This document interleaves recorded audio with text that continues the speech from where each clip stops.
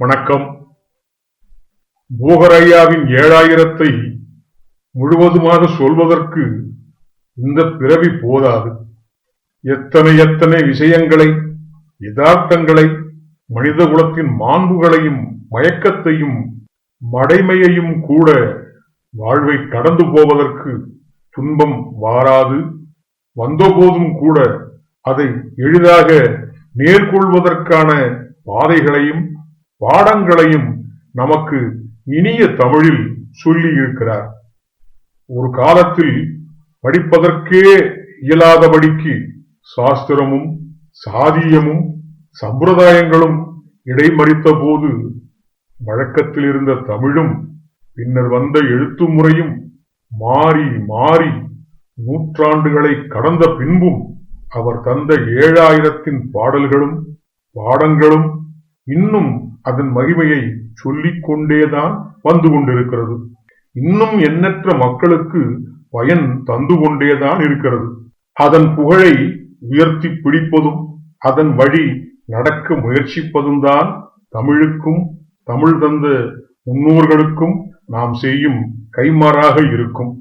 பாடலுக்குள் போகலாமா?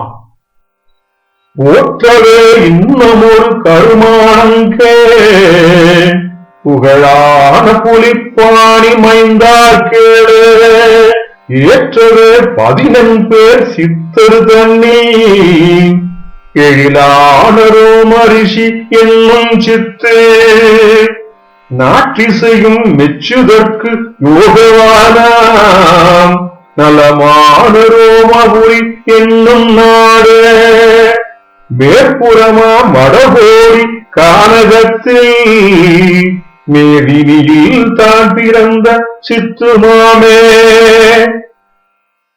போற்றவே இன்னும் ஒரு கருமானங்கேள். போழக்கூடிய இன்னொரு விவரம் சொல்கிறேன். புலிப்பாணி மைந்தா கேளப்பா.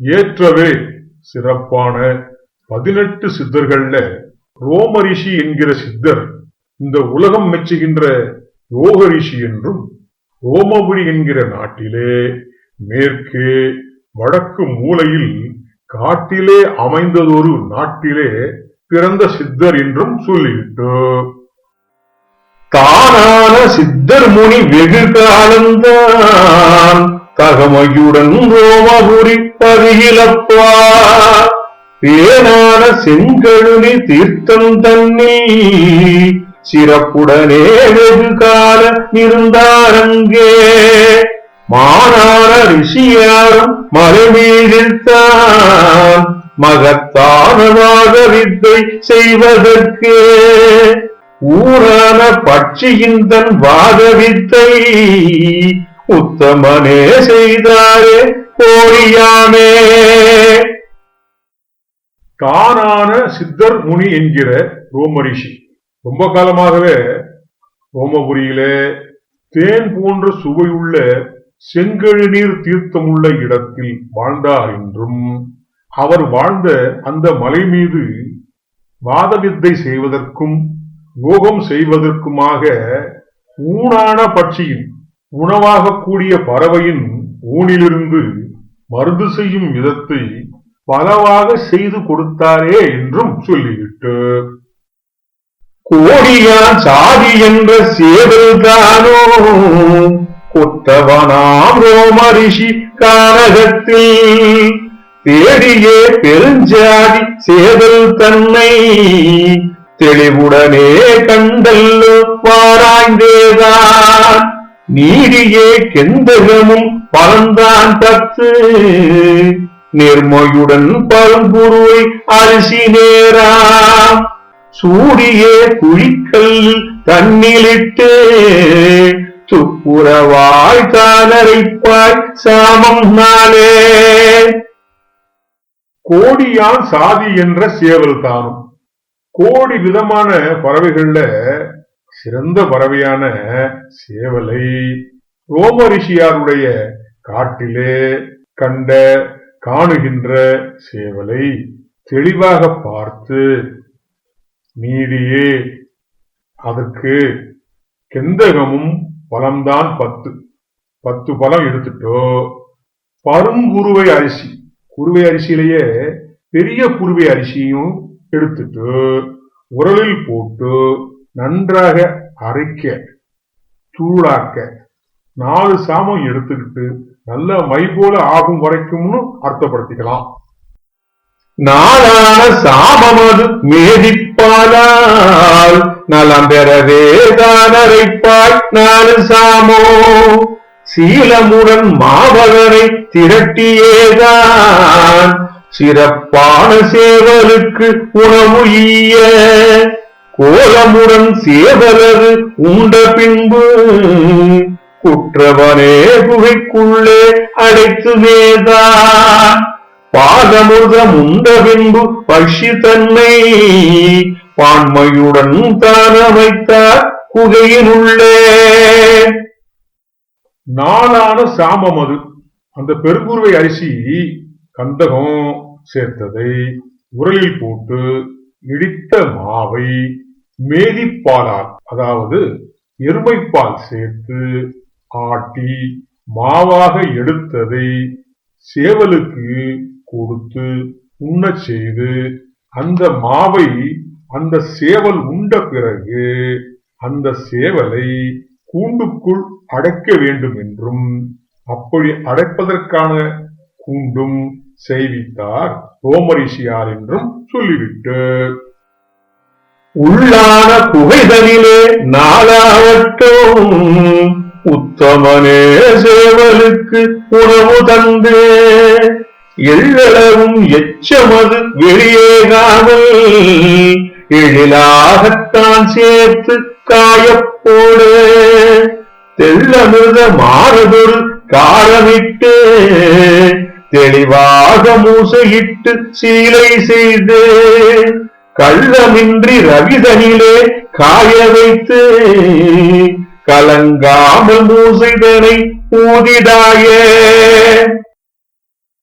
உள்ளான குகைதனிலே 4 இப்படியே அந்த மாவை அந்த சேவலுக்கு கொடுத்து உண்ணச் செய்து 1 மாதமோ 1 மண்டலமோ அந்த கூட்டிலேயே அடைச்சி வச்சு அதோட எச்சத்தை எள்ளளவும் சிந்தாம சிதறாம சேகரித்து எடுத்து வச்சுட்டோ வெயிலில் காய வைத்து காய்ந்த பிறகு தெள்ளமிர்தமானதொரு காரமிட்டுன்னா வெங்காரம் போட்டு மூசையில போட்டு மூடி, அதாவது மண் பாத்திரத்துல போட்டு மூடின்னு எடுத்துக்கலாம். சீலை செய்து கள்ளமின்றி வெயிலில் காய வைத்து நல்லா சுத்தமா வெயில காய வச்சு மண் பாத்திரத்தை அடுப்பில் ஏற்ற வேண்டும்னு சொல்லிட்டோ.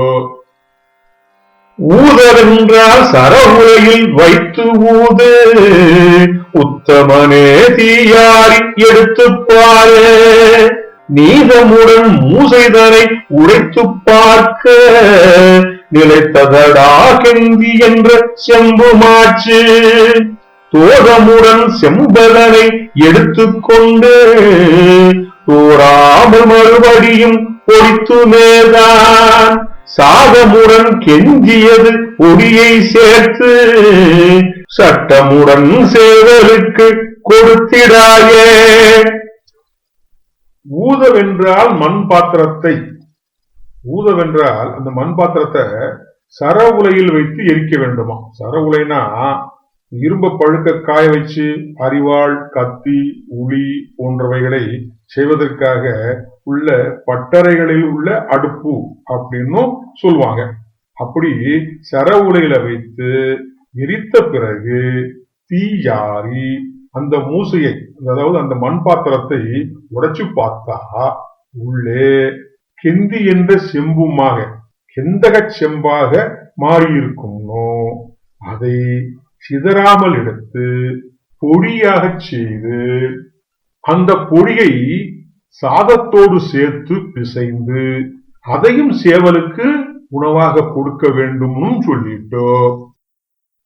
கொடுக்கவென்றால் சேவலுக்கு முன்போல் செய்து குகைதனிலே தான் எடுத்து எச்சந்தன்னை தடுக்காமல் முன்போல உருக்கி தீரு சட்டமுடன் செம்பதுவும் தங்கச் செம்பாம் வடுவான செம்பதுவும் எடுத்துக்கொண்டு வன்மையுள்ள மனிதரிலே 10 கொன்று நடுவான மூசைதரை உருக்கிக் கொண்டு நன்மையுடன் கொடுத்திடவே மாற்றட்டாமே.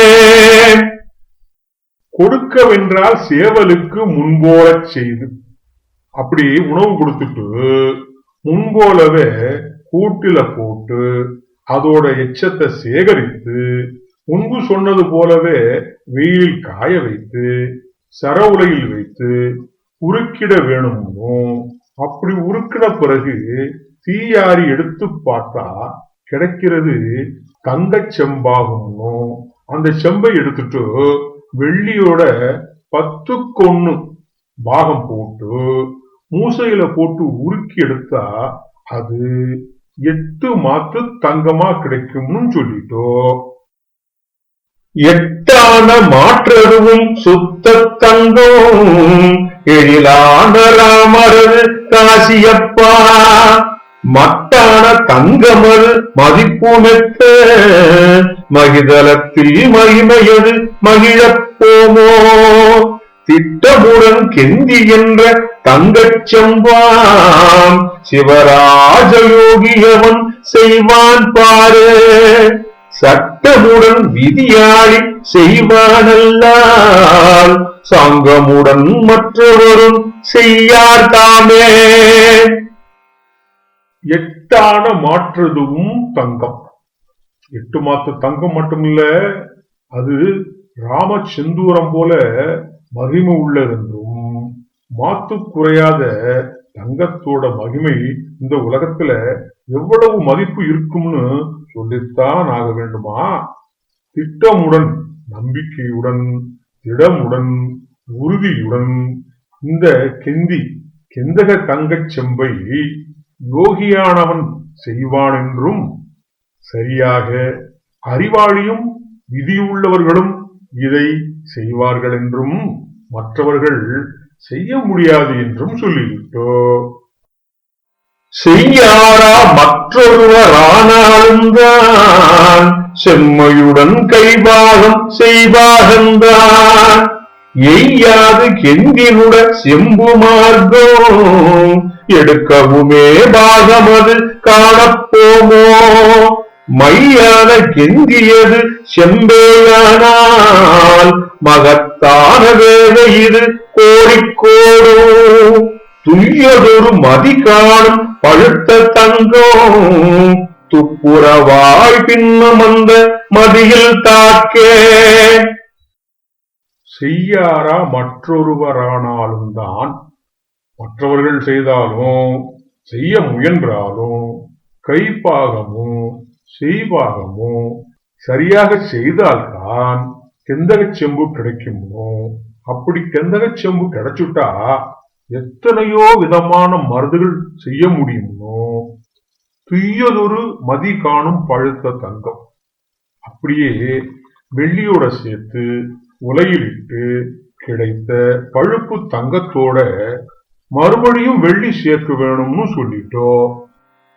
தாக்கவே 10க்கு 1 தங்கம் தன்மையுடன் உருக்கிப்பார் மாற்றேயாவோ. நோக்கமுடன் கெந்தி என்ற செம்பு தன்னை நேர்மையுடன் நாறு மாற்றாணி மேலே. நூக்கமுடன் 10க்கு 1 தாக்க துடியான மாற்றதுவும் 10யாவோ. வாக்கதுவும் பொய்யாது ரோமல் வேதை வன்மையுள்ள கெந்தி என்ற செம்புதானே. தாக்கவே 10க்கு 1 தங்கம், அந்த பழுப்பு தங்கத்தோட வெள்ளி சேர்த்து கூடவே 10க்கு 1 தங்கம் சேர்த்து உருக்கினா மாத்து கூடும்னும், இப்படியே மறுபடியும் போட்டு உருக்கினா 10 மாத்து தங்கமாக மாறி கிடைக்கும். இத மறுபடியும் 6 முறை உருக்கி எடுத்தா 10 மாத்து தங்கமாக கிடைக்கும். வாக்கதுவும் பொய்யாது, இந்த விவரம் பொய்யல்ல என்றும் ரோமரிஷி சொன்ன மருந்து இதுல திடமான கெந்தக செம்பு கிடைக்கும்னு சொல்லிட்டோம். தானா சேவலென்ற மாமிசத்தை தகமையுடன் ரோமத்தை போக்கி நன்றாய் தேனான குடல் போக்கி எலும்பு போக்கி தெளிவுறவே அறுசுவையும் தன்னோடொக்க பானான பதமேற்றி சமைத்துமல்லோ பாங்கு பெற மாமிசத்தை உண்ட போது மானான தேகமது காயகற்போ மகத்தான சாரமது ஏறலாச்சே. தானான சேவல் என்ற மாமிசத்தை அப்படி உணவு கொடுத்து கூட்டிலிட்டு வளர்த்த சேவலோட மாமிசத்தை அதன் ரோமம்லாம் போக்கி குடல் போக்கி எலும்பு போக்கி தெளிவான சுவையான மசாலா போன்ற பொருளெல்லாம் சேர்த்து சமைத்து அழகாக அந்த மாமிசத்தை உண்ணும் போது அந்த சேவலின் மாமிசமானது கற்பமாக மாறி சாரம் வீரியம் ஏறி உடம்புக்கு ஏற்றி விடும்னு சொல்லிட்டோம். ஏறவென்றால் மண்டலம்தான் கொண்டாயானால் எழிலான தேகமது கற்றோராகும் சீரகந்த சுவாசமது கீழ்நோக்காகும் சிறப்பான தேகமது தாண்டி வீசும் பீக்கலென்ற சோழிதந்தான் கட்டி போகும் பேரான தாது வெற்றி அதிகமாகும் கூறவே முடியாது சேவல் கற்போம் உபலயத்தில் ரோமரிஷி மார்க்கந்தானே உபலயத்தில் ரோமரிஷி மார்க்கந்தானே. ஏறவென்றால் மண்டலம்தான் இப்படியே கொண்டார். அப்படி அந்த வீரியம் ஏற்றக்கூடிய வீரியம் ஏறின காயகற்பமான சேவலின் மாமிசத்தை சமைத்து உண்டு கொண்டு ஒரு மண்டலம் சாப்பிட்டு வந்தா உடம்பு அழகாகி கல் தூண் போல மாறிடுமோ சீரான சுவாசம் சிறப்பான தேகத்துல மனம் கமழுமோ தாது விருத்தி அதிகமாகுமோ இந்த சேவல் கற்பத்தோட பலன் பற்றி சொல்ல முடியாத அளவுக்கு இருக்குமோ இது ரோமரிஷியார் சொன்னதென்றும் நமது போகரையா 7000 சொல்லித் தந்தது நல்ல விஷயம் தானே.